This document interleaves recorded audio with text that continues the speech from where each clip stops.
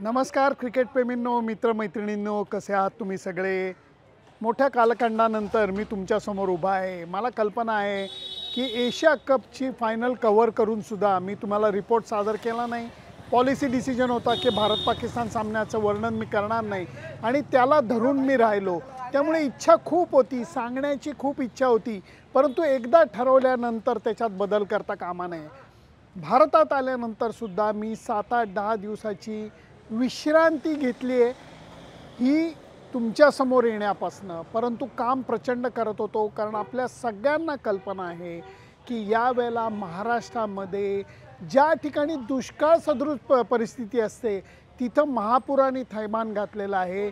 त्यामुळे आम्ही गेले 8 वर्ष शिवार फाउंडेशनच्या रूपानं उस्मानाबाद म्हणा, मराठवाडा म्हणा, इथल्या गरजू शेतकऱ्यांसाठी मदत करण्याचं काम करत आहे. आणि त्याचंच काम पुढं चालू ठेवण्यासाठी आम्ही हेल्पलाईन चालू केलेली आहे, शिवार हेल्पलाईन.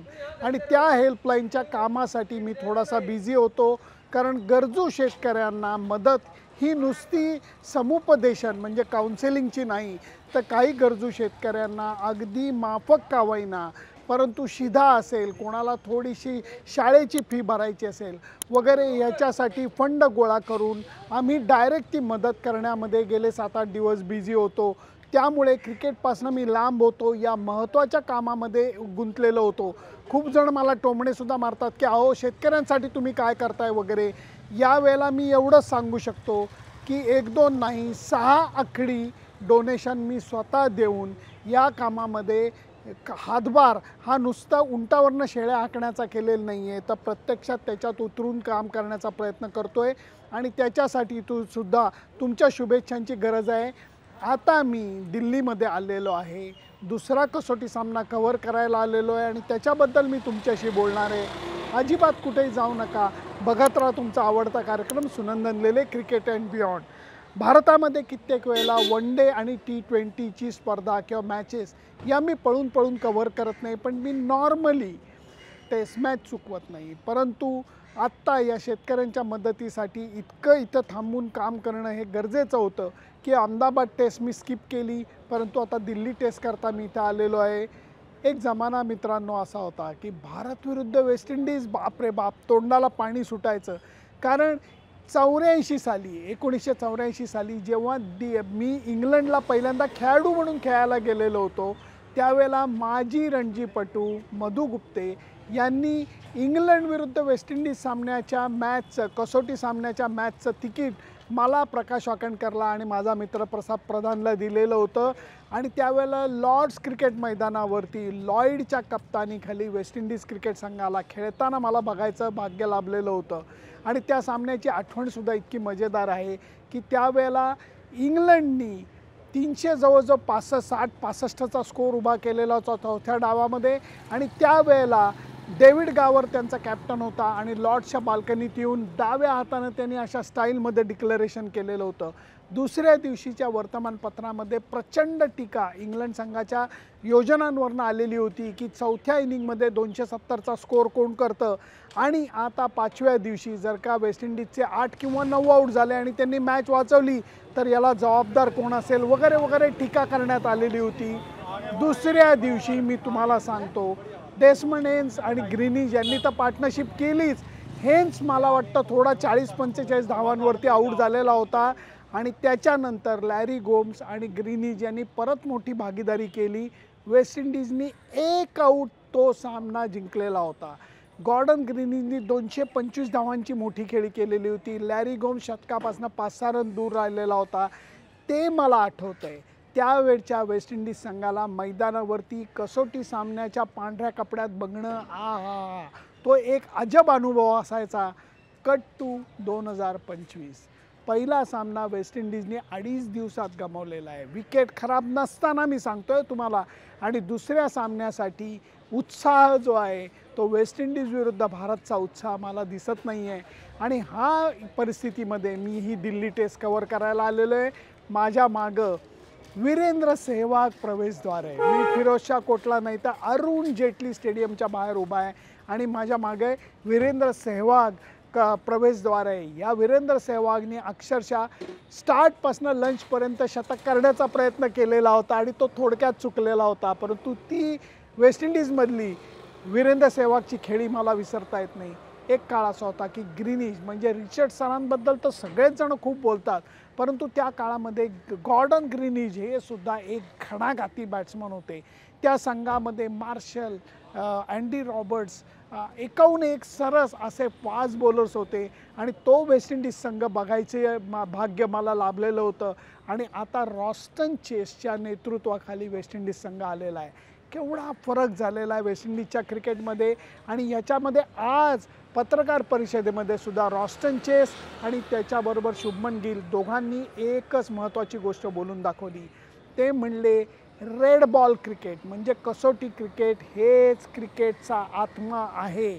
तुम्ही जर का त्याच्यामध्ये मन रमवलं, अप्रतिम खेळ करायचा त्याच्यात प्रयत्न केला आणि तुम्ही चांगले खेळाडू झाला तर तुम्हाला मान मिळतो. आणि त्याचबरोबर जर तुम्ही टेस्ट क्रिकेटमध्ये चांगले खेळाडू झालात तर तुम्हाला व्हाईट बॉल क्रिकेटमध्ये एक दिवसीय असू देत, T20 क्रिकेट असू देत, याच्यामध्ये तुम्हाला मोल्ड करणं सोपं पडतं.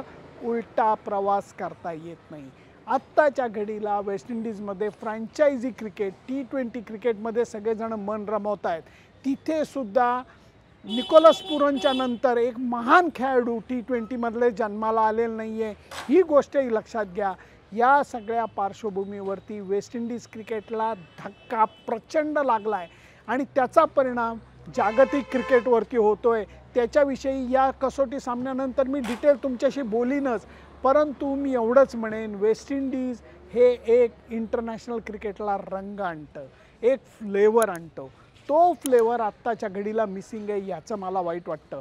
या कसोटी सामन्याबद्दल जर का बोलायचं झालं तर इथल्या अरुण जेटली स्टेडियमची जी खेळपट्टी आहे ती खेळपट्टी कोरडी नाही आहे. याच्यावरती व्यवस्थित पाणी मारलं गेलेलं आहे, भरपूर रोलिंग केलं गेलेलं आहे, थोडीशी हिरवी गवताची छटासुद्धा राखण्यात आलेली आहे. याचा अर्थ टेस्ट क्रिकेट करता हे एक योग्य विकेट आहे. सुरुवातीचा अर्धा एक तास किंवा जास्तीत जास्त 2 तास ताजेपणाचा फायदा फास्ट बॉलर्सना होईल. त्याच्यानंतर हे विकेट बॅटिंगला चांगलं असेल असा माझा अंदाज आहे. आता प्रश्न पडतो, हे सगळं माहिती आहे की टेस्ट क्रिकेटमध्ये तुम्हाला यशस्वी व्हायचं असलं तर पहिल्या इनिंगला तुम्हाला पाय रोवून फलंदाजी करायला लागते. 4 तास 5 तास तुम्हाला बॅटिंग करायची, संयम दाखवून तयारी दाखवायला लागते.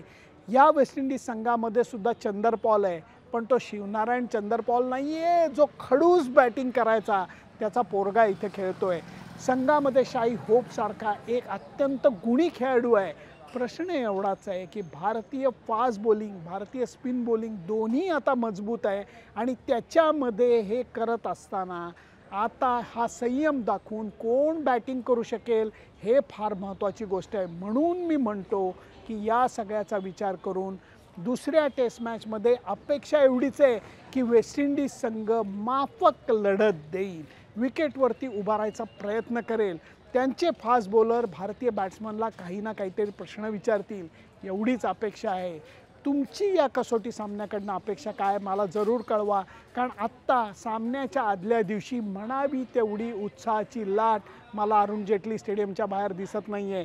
काही इथे प्रेक्षक इथं जरूर आइए, इधर थोड़ा सा आइए. वीडियो बना?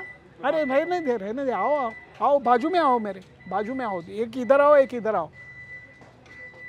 क्या क्या आज मैच देखने आने वाले हो आप? यस, थोड़े इधर आइए, थोड़े पीछे आइए. हाँ बोलिए बोलिए. मैच देखने आने वाले हैं कल. बहुत मजा आएगा इंडिया वेस्ट इंडीज का मैच देखने में. वेस्ट इंडीज क्रिकेट पहले भी देखा है आपने, सुना है वेस्ट इंडीज के बारे में क्रिकेट? सुना है. पहले वेस्ट इंडीज की टीम काफी अच्छा हुआ करती थी. हाँ हाँ ठीक है, ब्रायन लारा के टाइम में, बिल्कुल, शिवनारायण बिल्कुल. चंद्रपाल के टाइम में सरवन बहुत अच्छे थे राम खिलाड़ी. नरेश सरवान, हाँ, बिल्कुल राम नरेश बिल्कुल. सरवान, यानी शिवनारायण चंद्रपाल. आप अच्छी बात ये कर रहे हैं कि आप बहुत पुरानी बात नहीं कर रहे. लॉयड्स रिचर्ड्स का तो नहीं, जमाना नहीं, अलग था, हाँ, लेकिन हम अपने जमाने की बात कर रहे हैं. लेकिन वहाँ भी वेस्ट इंडीज टीम तगड़ी हुआ करती थी. बिल्कुल, वहाँ बहुत तगड़ी अब वेस्ट इंडीज थोड़ी की सी टीम थी. कमजोर अब नजर आ थोड़ी रही. की कमजोर हुई है टीम. बॉलिंग हाँ, भी है, बॉलिंग भी बहुत कमजोर है, बट 20 में तो बहुत अच्छा काम कर रही है. हाँ, हाँ. पर ये टेस्ट और वनडे के लिए अच्छी नहीं है हाँ. टीम. ठीक है, तो लोगों का थोड़ा इंटरेस्ट कम हुआ है इस चीज से. हाँ. वरना अपने जमाने की बहुत महानतम टीम है वेस्ट इंडीज. बिल्कुल बिल्कुल, ये बहुत ठीक ब्रायन बात लारा, बोली. विवियन रिचर्ड्स क्या बहुत बात जाने है माने यार. तूफानी थे.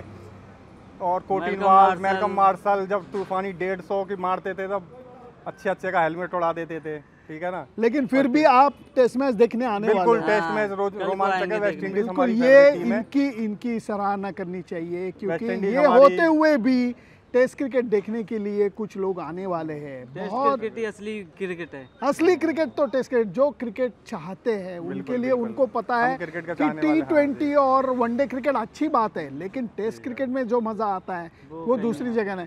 और थोड़ा सा मौसम भी संभल गया है हाँ, मेरे ख्याल से। मौसम थोड़ा संभल गया है, मौसम की थोड़ी परेशानी है, वरना हमारा मैच का मतलब बेकार हो जाएगा मजा। म्हणून मी एवढंच म्हणेन की अजूनही कसोटी क्रिकेटवरती प्रेम करणारे यांच्यासारखे लोक आहेत, आणि म्हणून कसोटी क्रिकेटचं महत्त्व अजूनही आहे। अपेक्षा एवढीच आहे की यांच्या अपेक्षा आहेत, माझ्या अपेक्षा आहेत की वेस्ट इंडीज़ क्रिकेटनी थोड़ी सी माफक लड़त द्यावी। इतना ही हम चाहते हैं कि वे थोड़ा सा हमारे बैट्समैनों को सवाल पूछे, बिल्कुल, बिल्कुल। उनके जो बैट्समैन है वो विकेट पे खड़ा होने की कोशिश बिल्कुल, करे। बिल्कुल। ये हो गया तो ये मॅच में मज़ा आने वाला आहे, आणि तेच बघायला, त्याचाच अहवाल सादर करायला एक प्रतिनिधी, तुमचा प्रतिनिधी टर्निंग म्हणून। विकेट मिलेगी, टर्निंग अगर नहीं वेस्ट नहीं, ये इंडीज- टर्निंग विकेट नहीं fast है, wicket ये तेज अच्छी तेज वाली भी नहीं है, ये अच्छे विकेट है। अच्छा। टेस्ट क्रिकेट के लिए अच्छी विकेट रहेगी ये, क्योंकि इसके ऊपर पानी भी मारा गया है, रोलिंग भी किया गया है, इसलिए ये विकेट टेस्ट क्रिकेट के लिए अच्छी विकेट रहेगी। और हम इतना ही चाहते हैं कि एक अच्छी टेस्ट मैच हमें देखने को मिल जाए। बिल्कुल बिल्कुल बिल्कुल। सुनंदन लेले, बारिश नहीं है। अरुण जेटली स्टेडियम, दिल्ली।